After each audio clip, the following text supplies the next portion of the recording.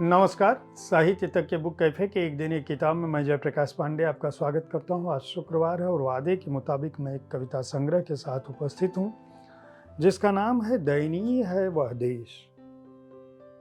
ये डॉक्टर मनोज तिवारी द्वारा मदन कश्यप की चुनी हुई कविताओं का संकलन है। मनोज तिवारी जामिया मिलिया इस्लामिया से उन्होंने स्नातकोत्तर किया है हिंदी में, विश्व भारती से पीएचडी की है, शोध की उपाधि ली है।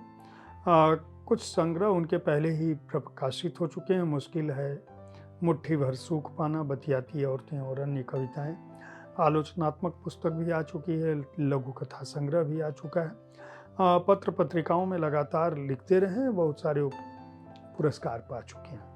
मदन कश्यप के बारे में बताने की आवश्यकता नहीं है। मदन कश्यप हमारे समय के एक महत्वपूर्ण कवि हैं। 6 से अधिक कविता संग्रह, जिनमें लेकिन उदास है पृथ्वी, नीम रोशनी में, कुरूज, दूर तक चुप्पी, अपना ही देश, पनसोखा है, इंद्रधनुष आ चुके हैं।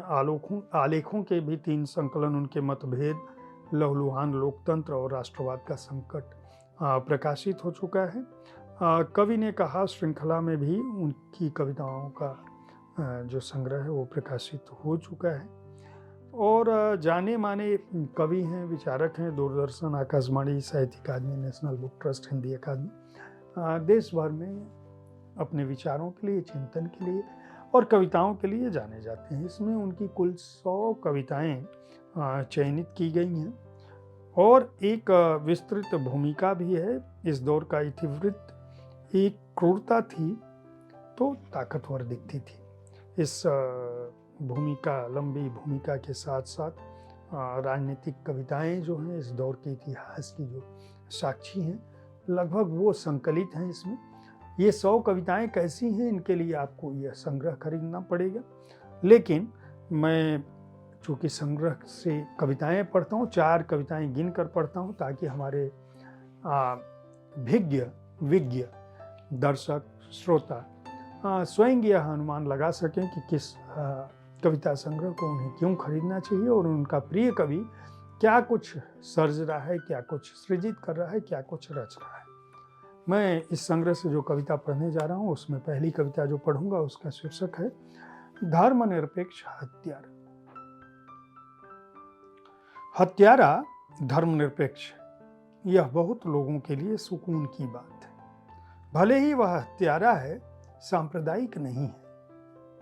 वह सभी धर्मों के अनुयायियों को एक जैसी क्रूरता से मारता है। उसके पिंजरे का शेर हिंदू मुसलमान का फर्क नहीं करता, बस उसे ताजा रक्त और गर्म गोश्त चाहिए। उसके गुफा घर के विषधर अगड़े पिछड़े का भेद नहीं करते, समान भाव से फण मारते हैं।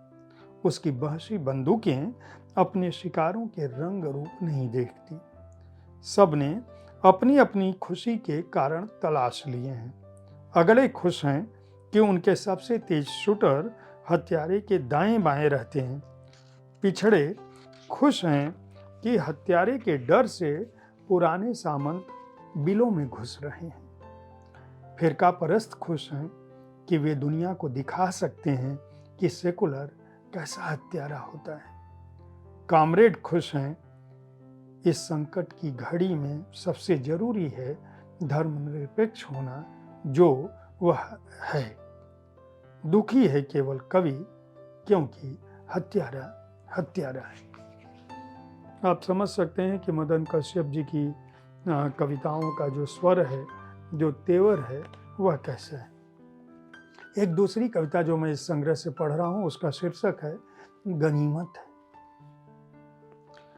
गनीमत है कि पृथ्वी पर अब भी हवा है और हवा मुक्त है। गनीमत है कि पृथ्वी पर अब भी हवा है और हवा मुफ्त है। गनीमत है कि कहीं कहीं लगे हैं निःशुल्क प्याऊ और कोई कोई पिला देता है बिना पैसा लिए पानी। गनीमत है कि सड़कें पैदल चलने का भाड़ा नहीं मांगती, हालांकि शहरी घरों में मुश्किल से आ पाती है, फिर भी धूप पर कोई टैक्स नहीं है। गनीमत है कि कई पार्कों में आप मुफ्त जा सकते हैं, बिना कुछ दिए समुद्र को छू सकते हैं, सूर्योदय और सूर्यास्त के दृश्य देख सकते हैं। गनीमत है कि गनीमत है। तीसरी कविता मैं इस संग्रह से जो पढ़ रहा हूँ उसका शीर्षक है क्योंकि वह जुनैद था। चलती ट्रेन के खचाखच भरे डिब्बे में चाकुओं से गोद गोद कर मार दिया गया क्योंकि वह जुनैद था। झगड़ा भले ही बैठने की जगह के लिए हुआ, लेकिन वह मारा गया क्योंकि वह जुनैद था। न उसके पास कोई गाय थी, न ही फ्रिज में मांस का कोई टुकड़ा, फिर भी मारा गया क्योंकि वह जुनैद था। सारे तमाशबीन डरे हुए नहीं थे, लेकिन चुप सब थे क्योंकि वह जुनैद था। 1.5 करोड़ लोगों की रोजी रोटी छिन गई थी, पर लोग नौकरी नहीं, जुनैद को तलाश रहे थे। नए नोट छापने के खर्च बराबर भी काला धन नहीं आया था। लोग गुम हो गए, पैसे नहीं, जुनैद को खोज रहे थे। लोग गुम हो गए, पैसे नहीं, जुनैद को खोज रहे थे। सबको समझा दिया गया, बस तुम जुनैद को मारो। नौकरी नहीं मिली, जुनैद को मारो। खाना नहीं खाया, जुनैद को मारो। वायदा झूठा निकला, जुनैद को मारो। माल्या भाग गया, जुनैद को मारो। अडानी ने शांतिग्राम बसाया, जुनैद को मारो, जुनैद को मारो, जुनैद को मारो। सारी समस्याओं का रामबाण समाधान था, जुनैद को मारो। ज्ञान के सारे दरवाजों को बंद करने पर भी जब मनुष्य का विवेक नहीं मरा, तो उन्होंने उन्माद के दरवाजे को और चौड़ा किया, जुनैद को मारो। यह तीसरी कविता थी इस संग्रह में जो शामिल है। और चौथी कविता मैं इच्छाएं, जिसका शीर्षक है, उसको पढ़ना चाहता हूं आपके लिए। इच्छाएं कभी मरती नहीं, जब लगता है कि वे नहीं हैं, तब भी वे होती हैं। जंगल में दुबकी हुई उन पगडंडियों सी जो बहुत पास आने पर भी दिखती हैं। जो चौथी कविता में पढ़ रहा हूं उसका शीर्षक है इच्छाएं। इच्छाएं कभी मरती नहीं, जब लगता है कि वे नहीं हैं, तब भी वे होती हैं। जंगल में दुबकी हुई उन पगडंडियों सी जो बहुत पास आने पर ही दिखती हैं।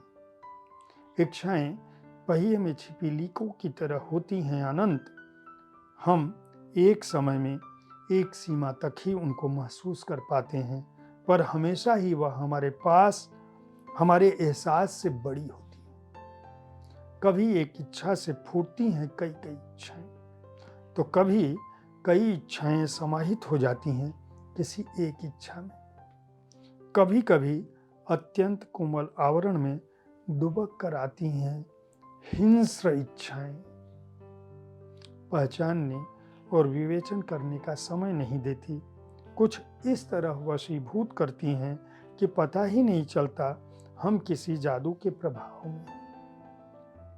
बाज दफा आदमी अपनी पूरी जिंदगी गुजार देता है इच्छाओं के जंगल में, और उसे एहसास भी नहीं होता अपने जंगलीपन का। सबसे विकट स्थिति तब होती है जब मन के किसी कोने में वर्षों वर्षों से दुबकी कोई आहत इच्छा अचानक बाहर निकल आती है और हाइबरनेशन से जगे भूखे रीछ की तरह टूट पड़ती है।